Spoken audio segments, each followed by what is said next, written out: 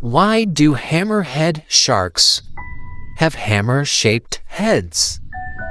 Well, first, take a look at this mako shark's head, specifically the underside. Right here. Do you see those small dots?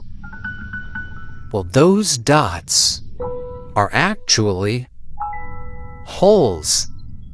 Inside these holes are electroreceptors that can detect electric fields.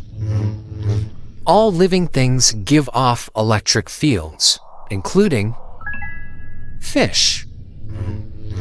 So sharks can use those electroreceptors to scan the seafloor and find fish to eat. Now take a look at this hammerhead shark. They also have electroreceptors. And on hammerheads, their receptors spread all the way across their wide noses.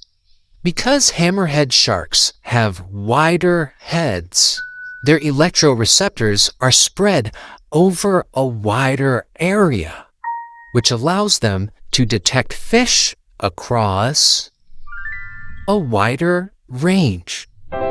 And that's why hammerhead sharks have hammer-shaped heads.